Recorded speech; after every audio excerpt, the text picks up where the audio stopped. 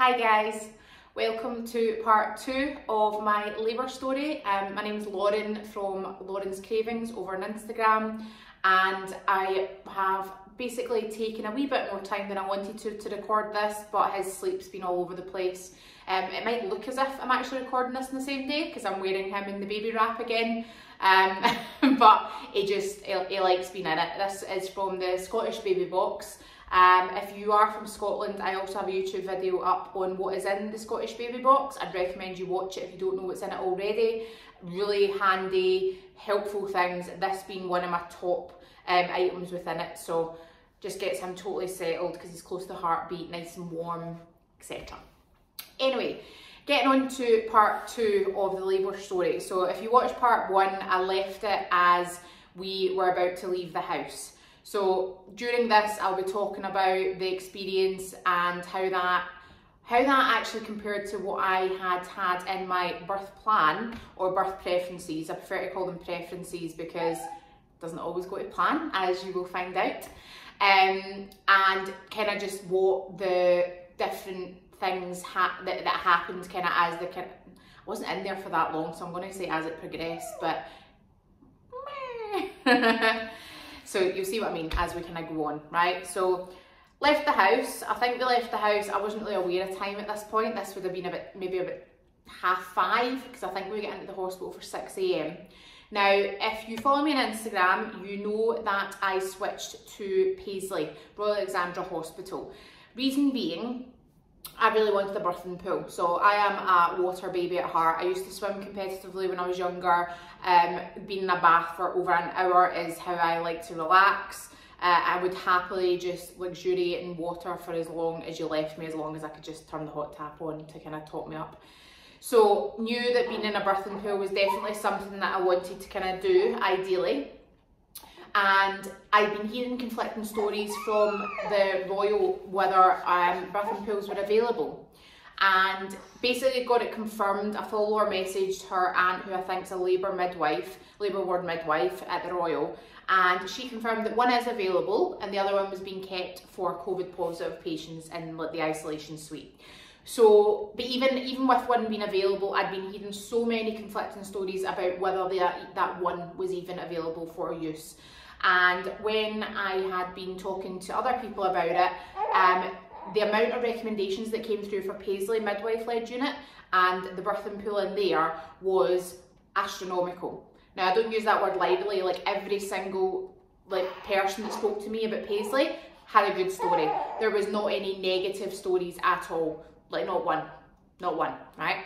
So decided, I think that was week 36, I decided that I was going to switch to the Royal Alexandra for the birthing pool. Now, keep this in mind as we progress, right? So when I phoned my assessment, I obviously said that I was wanting to use the Midwife Led Unit. That's where my plan was, right? And I'd been told earlier on when I phoned in the morning that the midwives for the maternity unit were actually down helping the labour ward because it was so busy, right? But they did say that if things, lessened up or at the shift change, there would be people upstairs again, right? So instantly I'm like, oh, wonderful, great. So I'd went there and actually they'd shut the midwife led unit, shut it, right? So when I phoned the second time, they told me to come into triage. Now, maternity triage is, you would go to this in most hospitals, I think. It's basically where they assess how far along you are to see if they're going to check you into the labour ward, or in my case, I should have been going straight up to the midwife led unit, but that wasn't open, so didn't have that option. So got told to go into triage, which is on the first floor of Paisley, when I got there. I don't remember much of the car journey. Me and Jonathan had the plan that I was going to maybe have my eye mask on so that I was totally zoned out. Part of what hypnobirthing teaches you is that adrenaline is not good for your body because it will put it into the fight or flight response. So you want to remain as relaxed as possible. Try not to get distracted by things, hence the breathing exercises. And the reason for that is if you end up getting, kind of wound up or panicky or anything at all, it kind of shuts down your body's natural response to contractions in labour. So you want to remain as calm and as even keel as possible. I don't remember anything about that drive really. I just remember getting through the contractions, breathing through the contractions, which will become obvious why I was at that point when we get into the hospital. So Jonathan said, I think he was speeding, not that I condone that, but he was speeding because by that point he had realised that, you know, Lauren's pain threshold's pretty high and I can hardly speak to her, like she's not responding because I was just kind of breathing through the contractions, right? And they were coming close enough together that I wasn't really responding much even in between them, right?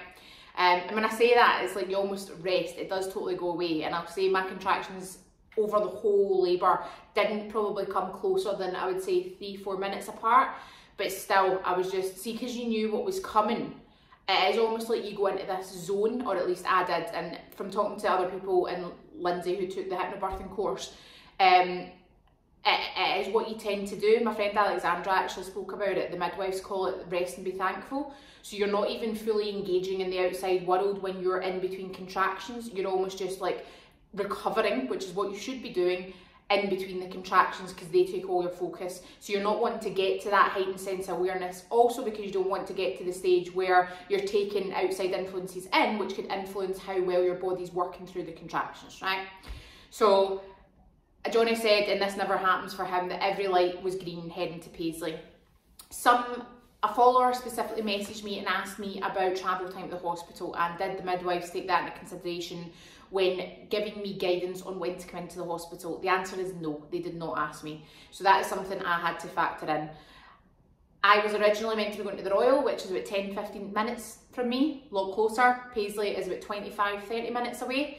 So obviously Jonathan, hence the speeding, wanted to get there as soon as possible, but he said the gods were shining down upon us and every light was green going through Paisley city centre. Bearing in mind also that the second call that I had to my assessment, I told them I was coming in. So I didn't give them the option to tell me otherwise because I think they would have told me to stay at home considering how long I'd been labouring at that point, i.e. 4 hours. They would have been like, sling your hook, you're not coming in yet, you're an early labour. Don't blame them because first time baby, it's unusual.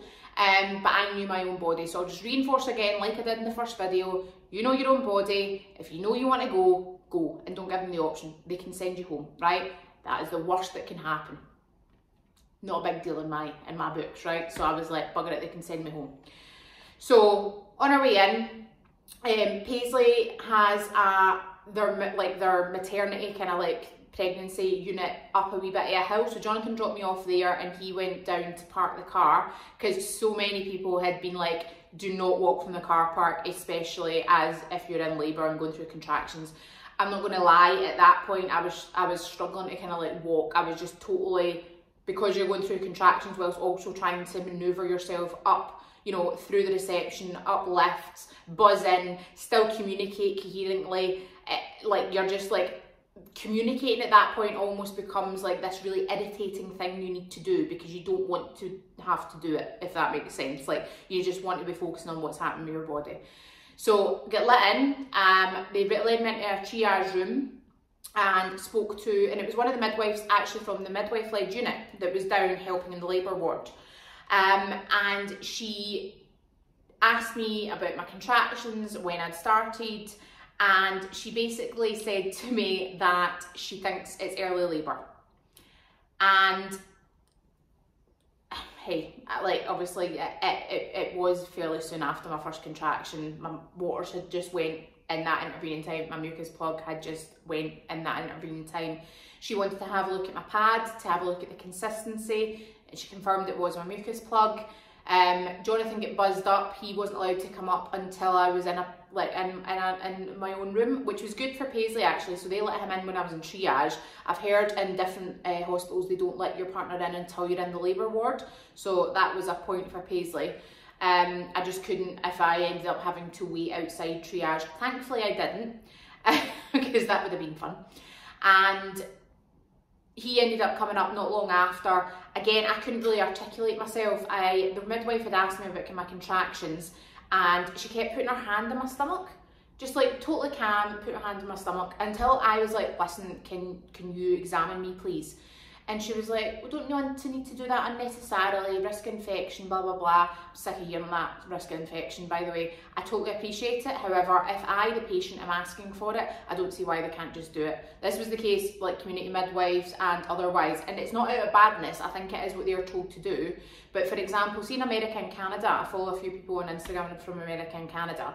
Their community midwives check them to check how much they've been effaced, or how much they are effaced, sorry, and how much they've dilated from full term, i.e. 37 weeks onwards, right? Now, I asked the community midwife, would you guys be doing that? Not wanting a membrane sweep, because that is a lot more invasive and carries the risk of your waters breaking, thus they would need to take you in. I was like, all I would really want is you to check how much I'm effaced and how much I'm dilated, if anything at all. No, we wouldn't do that unless we were doing a membrane sweep. And I'm like, makes no sense to me. Anyway, so same kind of message I was getting in the hospital, both when I got taken through the labour ward and when I was in triage. She was like, don't want to do it unnecessarily. She kept just putting her hand on my stomach, feeling my contractions, which is all fine and dandy until she says, think you're in early labour. Now, I'm not saying it's not intense,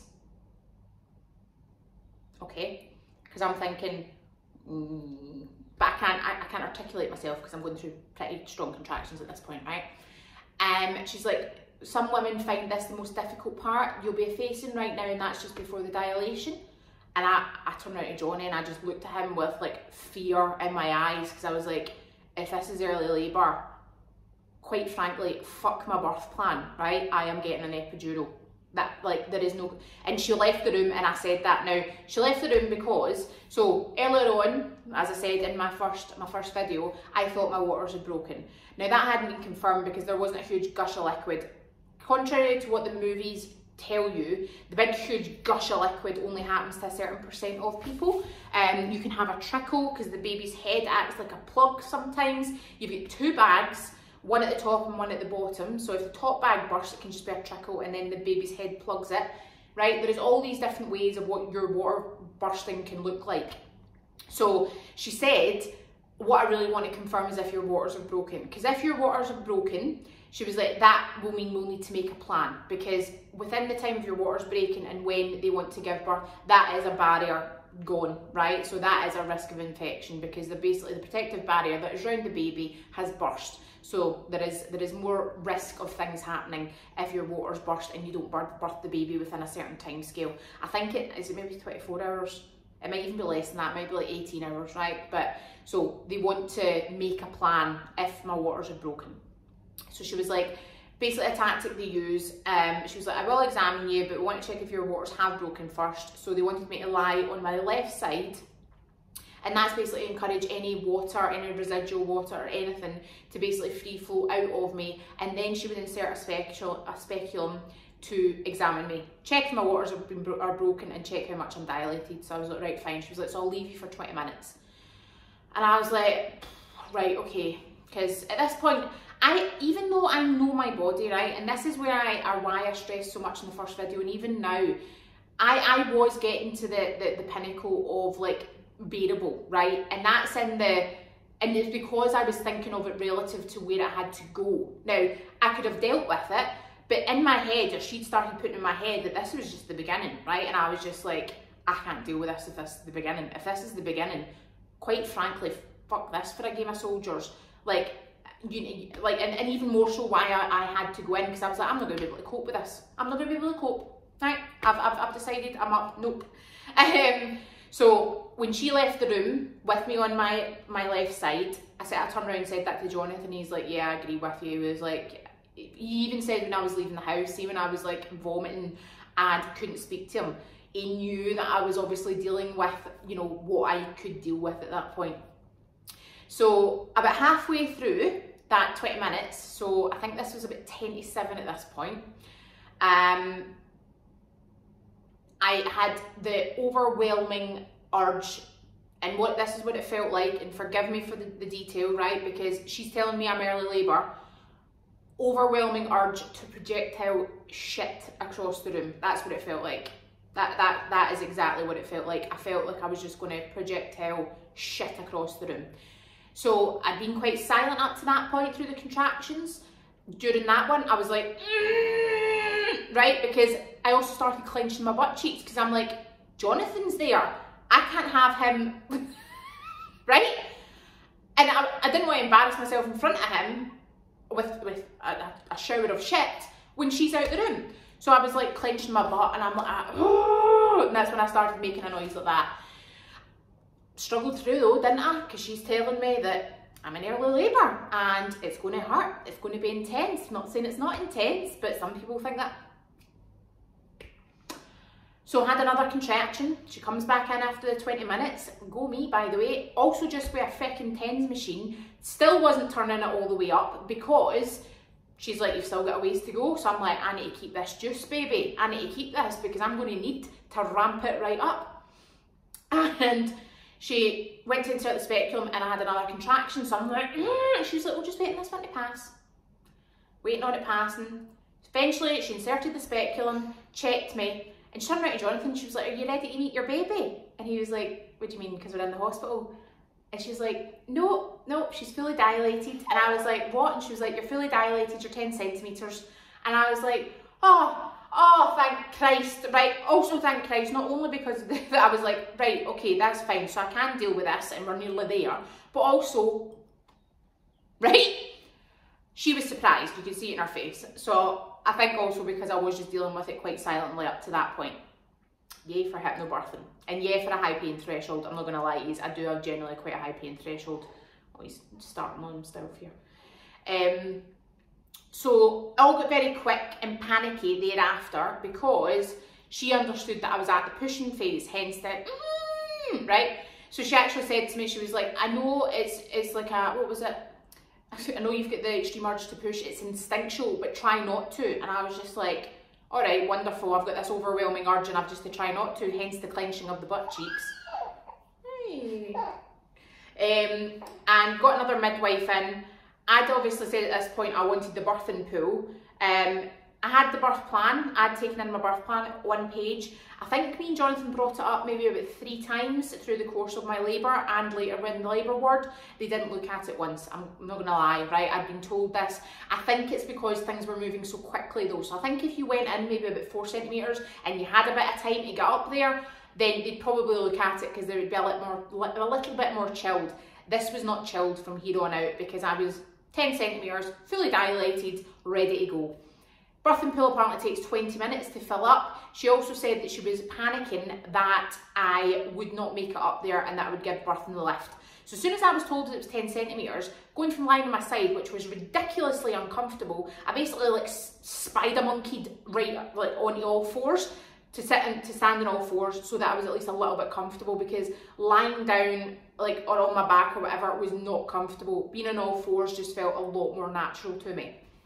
And she said that they didn't have time, hence the whole giving birth in the lift was a risk. I'm going to just need to go through a labour ward. So, you know, as much as I had a really good birth, I still didn't get, you know, my ideal birth scenario. I didn't get my birthing pool, which was the whole reason I went to Paisley, because things had went that quickly, but there are worse things to happen. So I ended up getting wheeled through on a triage bed. So basically I was on that triage bed on all fours. She got this like bit of like material and like draped it over my bum to save my dignity. She did say that and I was like, fuck dignity at this point. I really don't care because I'm ready to push this baby out of me.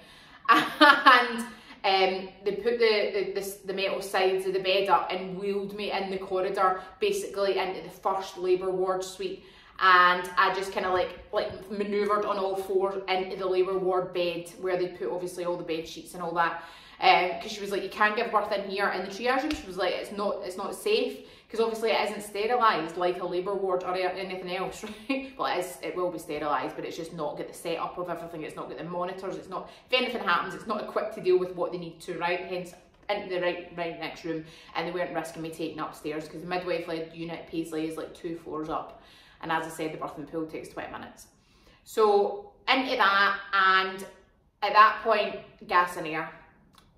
Holy Mary and Joseph, baby Jesus, and all that is holy, right? Wonderful, absolutely wonderful. Now my friend had told me that it made her feel sick, so considering I'd been sick earlier on that morning, I was a wee bit concerned, but I was willing to take it and try it because obviously I was 10 centimetres, so there was no other kind of like pain meds that I would have got at that point. I didn't really want any, I really wanted gas and air. That's what was in my birth plan.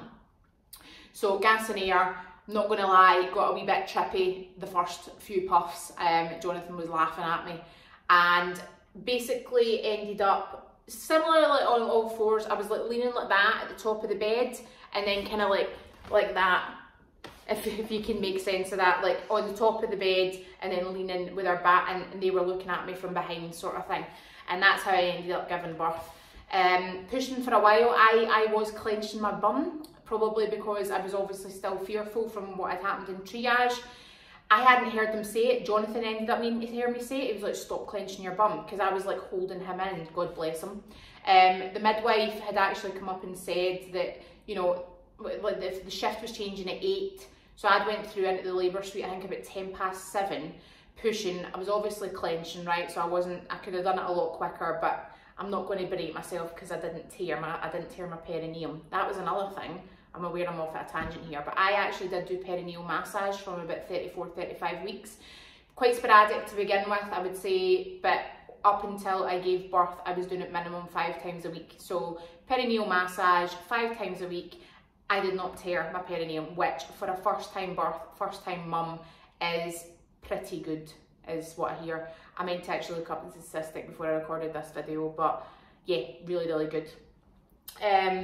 So I would recommend perineal massage is the message. And where are we at? Yeah, so I was clenching, eventually I had to kind of give into it. They made me stand up at one point because gravity is meant to be quite good. It clearly is, right? It just got far too intense for me. So like I scrambled back up into my original position on the bed and ended up giving birth to him obviously at 8:20. Shift changed at 8 o'clock and I'd been pushing for about 50 minutes at that point, and other 2 midwives came in, Catherine and, oh, what was their name? Catherine and, can't remember, how bad's that? It's in my Instagram post. And they ended up catching my little baby boy at 22 minutes past 8. Is there anything else about the actual pushing stage that I should be telling you about? They say that you sound like an animal when you're doing it, but I wasn't necessarily sounding like an animal. It was more just I went from being quite silent to, and I was using gas and air at that point, so I was kind of like pushing and like making the sound into the gas and air. I cannot recommend gas and air enough. I absolutely loved it. What happens after? So basically they had him out. His head came out, which is the most difficult bit to come out of your pelvis. They then offered me to turn over and lie on my back. So because the difficult bit's out, it is just his body, that kind of comes out in the next push, and it was easier to lift him up onto my chest when I was on my back. So when his head was out, I switched round. He came out, they put him up on my chest because I was wanting to kind of like breastfeed straight away. They then gave me the injection to encourage my placenta to detach. You can choose to get that or not. I didn't feel any adverse effects to it. Can make you quite sick, but if you leave the placenta to leave naturally, it can be like 30-40 minutes, and it can increase blood loss as well. So up to you, but I got the injection. Placenta was out fairly quickly. The midwife just kind of leads it out by the cord. Jonathan cut the cord. They leave that a couple of minutes. It's when the placenta was first in. I jumped ahead a wee bit there, but they leave it a couple of minutes to stop it totally pulsating. They don't cut it straight away. Then what are they doing? That's out. Then they give me a wee clean down there. So they give you a kind of like wash down with water and everything, and that's to check if you've torn and what they need to do. So I had torn elsewhere that I didn't know you could tear, right? But I'm not going to go into too much detail on this. If only to say that if you have any questions or queries around about whether a consultant should do stitching, even if it's cosmetic or otherwise, go with the consultant, because I had a midwife basically say that she hadn't stitched there before. Not her fault, she admitted to it. She said she wanted the consultant in, and the consultant came in and went, yeah, it's fine, you do it. And I've actually had complications since then. Now, complications being that it wasn't really stitched in the right place, and now it was hurting me. I ended up on antibiotics and I had to get a stitch removed. That's why I was back in Paisley for like 2 or 3 times following the birth of Bryce. Perineum wasn't ripped though, so the perineal massage helped. So do that. And then it was just kind of like chill time. So ordinarily, obviously, they would take you up to recovery. I went up to recovery, but I done the 6-hour discharge. So there is a 6-hour discharge. You can discharge yourself early, but that's under duress. Under duress, it sounds serious, but you know what I mean. And he get his postnatal checks in that time. He get his vitamin K jab, and they weighed him. But they give you just a lot of time to chill. It's quite nice, and tea and toast. Can't beat the post-labour tea and toast. So yeah, key message of everything: you know your body. Don't let them fob you off. Don't believe. I'm not saying don't believe, right? There was a few girls messaged me that said they had a similar scenario and they let the people convince them to stay at home. They gave birth at home, or they gave birth like on the way in, or in the car park, or something ridiculous, or in the triage room. One girl did actually end up giving birth in the triage room because they just thought they were early stages because it was their first time and they hadn't been labouring long. And also, if you want examined, push to get that done. I know there's a lot of chat right now about they don't need to examine you to check where you're at, but equally, if you can refuse an examination, surely you can ask for one, and that's what I would make sure to do. I've been told that my next labour and next baby might come even quicker, so I swear, starting the start of contractions next baby, I'll be right in there. I'll be like, hi guys, turning up. The really quick labour last time, even the community midwife said to me, well done you for just saying you were going to go in. I think it must have been in my notes because she actually said that, for saying you were going to go in. She was like, you obviously knew your body, you'll need to be even more careful next time. Let me know if there's any other questions you have, and I will do you know, an extra video on additional questions or otherwise. I'll apologise again for the kind of formatting or lack thereof with this video. I am struggling right now. He's 4 weeks old today, and this is the only kind of format, i.e. just one endless loop of me talking, sorry, that I'm managing to get out. So I could probably do a revised one at some point, but I know quite a few of you are due soon and wanted to hear this. So if there is anything else, give me a wee shout. I'm happy to do a roundup video or something that's a bit better edited next time. Thanks guys, bye.